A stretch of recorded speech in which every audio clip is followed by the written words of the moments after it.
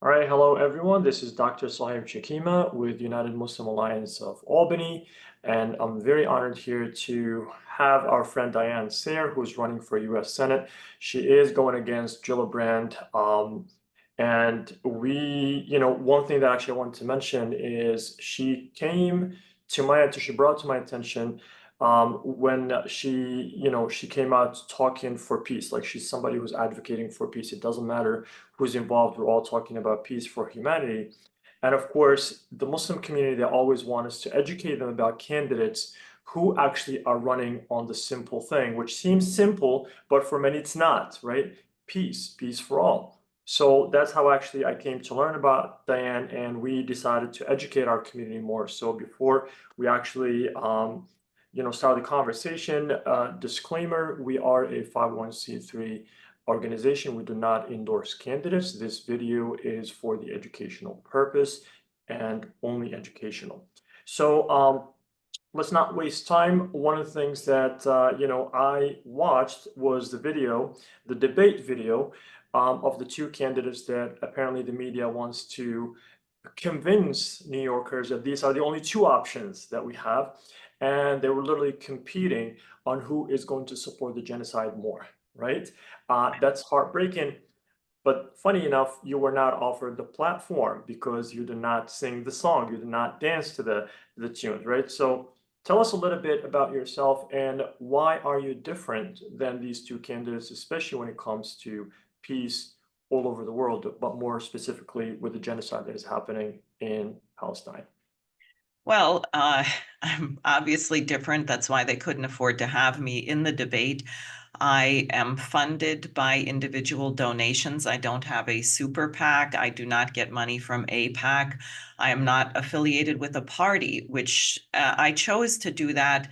In many ways, it was harder. I am the only statewide independent candidate in New York to get on the ballot because the signature requirement was tripled for independence. So I had to turn in 45,000 ballot signatures in a 6-week period.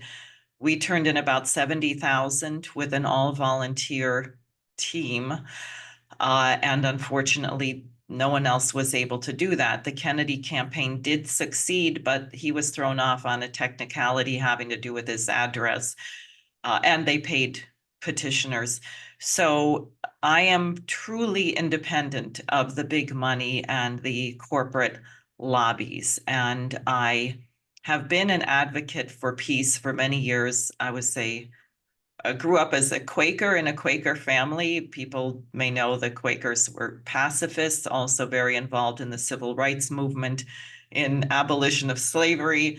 And it's funny, you don't think about it when you're a child, but these things actually form your character in a sense. And I think a lot of my attraction for the work of LaRouche, who I named the party line after, Lyndon LaRouche, who passed away a few years ago, also a Quaker economist, it was because of this background. Yeah. Um, so one of the things that you mentioned is like your background as a child, the way that you were brought really, molds your character, right? In later years of your age. So family, right? So this is how you're raised, right? As a child, the people that surround you, your parents and the community. So I come from a community that values family, right? Family is important. So we're past November 5th, we're November 6th. Diane is the US Senate. What do we expect from you as a person who does understand the meaning of the upbringing of kids, like family? What's family for you? And do you have anything in your agenda that you want to focus on when it comes to family and family values in the United States? Well, I think we're in such a crisis, we can't solve it piecemeal. And I often tell people, can you just think if there's anything going on, whether it's education, healthcare, infrastructure, the war policy, where you can say, this is going so well, I just can't wait to see where we are in 25 years. Any area you think of, you say, my gosh, we are headed for total destruction. Yeah. including the family, including education. But there are also things you cannot legislate. For example, you cannot say parents must read to their children. I think this is very important. You can't pass a law. So how Yeah. do you create the conditions for that? And I think that really comes to economy and it comes to mission. Does our nation have a mission, a positive goal in the world? When Kennedy was president and he said, we're going to land a man safely on the moon and return him to Earth within the decade, I was 6 years old the last time we went to the moon in 1972. Gives people an idea how old I am. Yeah, I was gonna say I'm gonna age you here. But every kid in my class was so excited about this. What did you get in trouble for when I was in school? Designing a spaceship on the side of your class, in the margin of your paper when you were supposed to be reading a short story or something. We all knew the order of the planets, Mercury, Venus, Earth, Mars. Everyone knew that when you were 6 years old Yeah. because our nation was doing something. And that meant that the adults knew you could not squander the talent of the children, that the children needed to learn mathematics, they needed to learn how to read.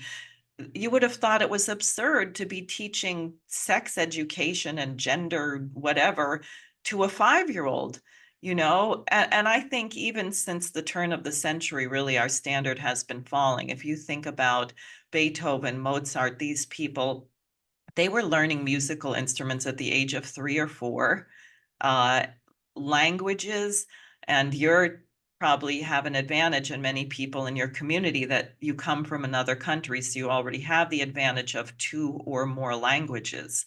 Americans suffer terribly because most people speak only English, and unfortunately now they don't even speak that well. I think only 37% of high school seniors are actually at a reading level that they're supposed to be at. So we are crippling our young people, creating conditions where they're not going to be able to change world history, which I think is the right of every person. Yeah, absolutely. And it's interesting that you mentioned like the educational part. I do speak 3 languages. I was actually born here in Albany. Okay. So 3 languages and a little bit of French.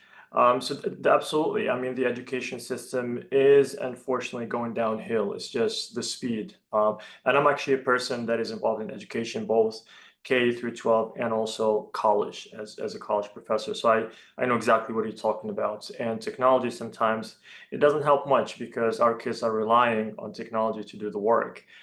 Pretty much we're telling them not to learn. So it's really interesting that you said it is the whole system and it all goes back to the mission, right? The mission of the country, the government. And it seems like we lost track of that because even the candidates now, all they focus on is like, how bad do I make the other candidate look, right? Right. And the loudest clown gets the votes. This is a reality, and I hate to say it. And I think for our community, the one thing that actually we're trying to do is actually to look at all the options on the table. Like, that party loyalty is kind of like something that we're pushing out of the window and we're saying who is serving and what they're bringing to the table. So you did actually talk about education. I wanted to ask you that question, but you did allude to it. But I want to talk about the economy because, again, this is something that actually is very important. You mentioned it's all one, right? It's just these little pieces that we bring together. So what do you have to say about the current state of the economy, and what's your vision for our, true state that we want to be at? Well, first of all, let me say that as Alexander Hamilton, our first Treasury Secretary, understood, money has no intrinsic value. So the fact that you can print a bunch of money or that the stock market is high, these are not measures of economic success. Economy must be measured in physical terms, and therefore questions like life expectancy, infant mortality, literacy rates, quality of life, that is the measure of the economy. It's centered on the human being. So the question is, how do you improve that? Right now in the United States, there are only 14 states where an average income earning person can afford to buy a house. Well, that's terrible. that means you're not going to have families, are you? Because if you have to live with your parents till you're 47, you probably don't want your mother-in-law on either Yeah, yeah. side dictating how the household's going to be run. Um, so what does it mean? How do you do that? And this, I'll tell you, is straight from LaRouche's really groundbreaking work. There's a conception called potential relative population density. It sounds very fancy. What does it mean? If human beings are burning charcoal as they are in Haiti for fuel, your standard of living will be very low, and a given area of land will not support that many people. You're going to burn down all the trees, you're going to die young, and you're going to run out of resources. So it doesn't allow for that a given square mile to sustain many people. Fast forward to the development of nuclear fission energy, where you need only a teeny amount of uranium to get a massive amount of energy, which allows you to transform nature. Maybe you're going to desalinate water and irrigate the land.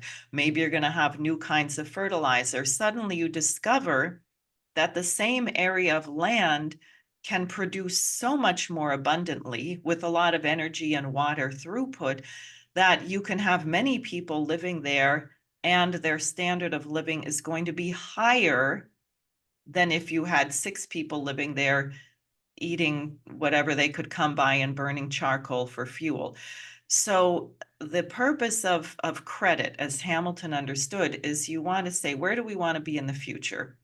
One of my campaign promises is that the United States within a century should have 1 billion people in it.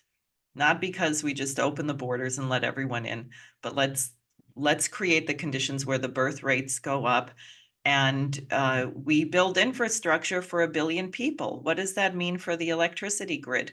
What does that mean for water management? How about high-speed rail? How about beautiful new cities being built? How about getting the lead out of the water? I was reading in Rochester, New York, that children have very high levels of lead Yeah. in their blood. That's what the government is supposed to do, is to direct credit to get these things done. It doesn't mean the government has to run every company. You don't have a monopoly. When FDR was president, he made credit available for things, but then people can bid. Private companies can get the contract. If we were building high-speed rail, no private company is going to come up with the money to build a national rail grid. But the government can say, we're going to spend X billion dollars building this. Who are the rail producers that want to get involved in this project? Who's going to build the small towns and cities along the route that we're building it? I think that's actually one of the most important projects, is transcontinental rail, because I think it would pull together the nation almost unlike anything. And you think Yeah. about the Erie Canal in New York, right? Wasn't that an amazing thing? Yeah. And our students are supposed to learn about it in history. I don't know how many of our students actually know about it. Right. Um, so you talked about the economy and you talked about something very important. And there is, the birth rate is definitely in decline because the environment that we're in, the circumstances, the income, and all that is not really something conducive. It's not something encouraging for people to have kids. One of the biggest obstacles is actually healthcare. A lot of people think about, first of all, if I'm going to give birth, for a woman, it's like that's a bill that probably I cannot afford because I don't have healthcare. If I have kids, I have to make sure that they are healthy. And if I cannot afford healthcare, then you know what? I'm better off not having kids. So a lot of people don't think about it that way. And then we have the seniors. So this is part, again, it brings it back to, it's a whole system, and these are all the pieces, and you can't just isolate one, separate it, and say, you know what, if I fix this, everything else is going to be fixed. We have to work on all of them collectively. So what's your vision for healthcare? Statewide, and obviously you are at the federal level, but obviously states are part of the federal government.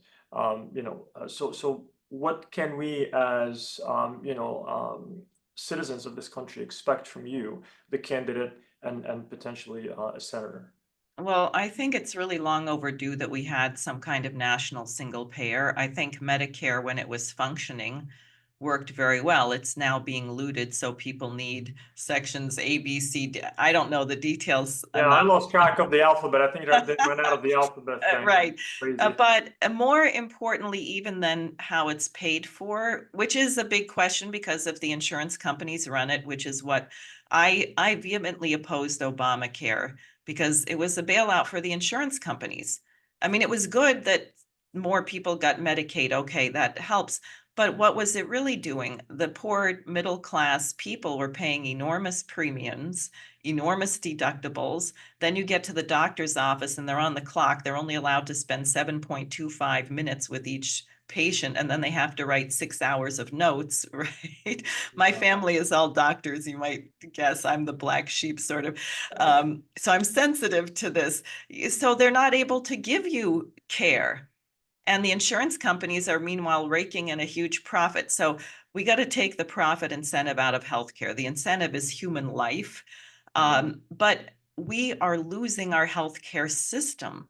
After World War II, what they discovered during the war, coming off the Great Depression, is so many soldiers were malnourished. They had really a lot of preventable issues. So they said, we're going to overhaul the healthcare grid. 4.5 hospital beds per 1,000 people, higher in rural areas because you want to shorten the drive. You don't want people to have to drive 3 hours to get to an emergency room. And the government would bail out the hospitals, make sure that it's available. As you know, I'm sure the state of New York is shutting down hospitals right and left. We've created horrific patient to nurse ratios. We're underpaying the nurses. The only way a nurse can make money is to be a traveling nurse, and then they get paid double or triple or quadruple, but then they Right. can't settle anywhere and raise a family, right? So that's when you start worshiping money as opposed to the human being, everything goes wrong. Everything is wrong because in the end, it's always cheaper to get rid of the person, right? Put the person on a morphine drip and let them die. Don't cure their disease because that might take a lot of time and effort. People don't see it as a net gain. It used to be the case that almost every breakthrough in medical science came from the United States. Why? Because we have this fighting spirit. An American said, yeah, I'll try that new cancer drug. I'll try that. I'm going to try that. And people would fight. And then you'd make a discovery that benefited all of mankind. Now that's supposed to be bludgeoned out of us. And you have people like Ezekiel Emanuel, the advisor to Obama, who said, oh, no prostate exams after the age of 65. In fact, people over 65 shouldn't even get antibiotics. It's just a waste of money. It's not a good investment. I mean, that outlook is really sick. That is unfortunately that's the reality, and it's funny enough. Dr. Jill Stein actually mentioned that, she's a doctor. And she said our system is sick, and you kind of like alluded to that. It's like the whole system and money is unfortunately corporate America, right? I mean, that's what we talk about, and that's where the big fight is. A lot of people are in it to make money, and we become a product, and obviously as you age, you're almost expiring. So why invest in you, right? Right. And that's the reality. That's the sad reality. And actually, speaking to the doctors, a lot of people don't know that the doctors don't get to spend time with them because they're time, especially when you work for hospitals. I have a lot of doctor friends, and they tell us that it's like They look at the number of patients that come in and out of that office, and you better hit the mark. So at the end of the day, it goes to how much money I'm making, and then the health insurance don't cover a lot of things. So a lot of illnesses go uncovered because the insurance doesn't feel you're worthy of taking these tests. Um, and that's the reality. So I'm really happy that you're mentioning these things. And again, our organization does educate, and somebody who's running for office, knowing all these things, it's a first step to fixing it, right? You can't Yeah. fix something that you don't recognize. So that's definitely something we really appreciate. So in conclusion, what's your message to anyone who is looking into Diane, the candidate, right? And also, if they want to learn more about you, is there a website? Is there a link for them to visit and learn more about you as a candidate? Yeah, sure. My website, I'll do that first, is Sare for Senate, SareFor. SENATE.com, sareforsenate.com.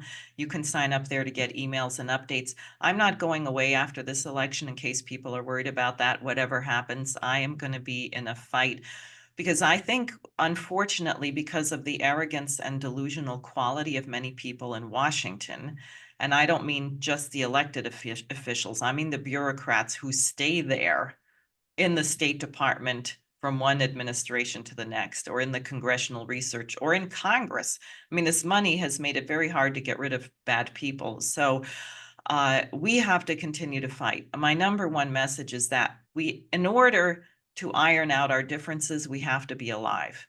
And if we allow, for example, Zelensky to use long-range missiles to strike deep into Russia, we may have a nuclear war. That is a very real possibility. If we allow Bibi Netanyahu to quote unquote destroy Iran, his recent attack on Iran didn't go so well. Russia has backed up Iran with a lot of defensive systems, so they didn't hit many targets. If Netanyahu decides that he has to use a nuclear weapon to destroy Iran's nuclear facilities, forget it. All bets are off. We may all be dead. Yeah. So I think my most important message is for mankind, it's time for us to realize that we are in the same boat, that the universe has been created justly. If you inflict pain and suffering on other human beings, you are not going to escape that fate, whether it's in the immediate short term or the long term. And therefore, we have to change the way we relate to each other. We should learn from this process unfolding with the BRICS nations, which I'm very optimistic about. It's 57% of the world's population now, and they seem to be making a lot of beneficial trade agreements without meddling in each other's internal affairs. And I really think George Washington and John Quincy Adams would be supporting that approach if they were here. Well, like you said, you got to be alive, right? Yeah. Unfortunately, they're not. So, but we definitely have people that share that sentiment message. Thank you so much. We really appreciate your time. Again, just to wrap up, a disclaimer: all this is for the educational purpose. We are a 501(c)(3) organization. We are an advocacy group. We like to educate the voters. And thank you so much, Sarah. We wish you best of luck. Thank you. Thank you.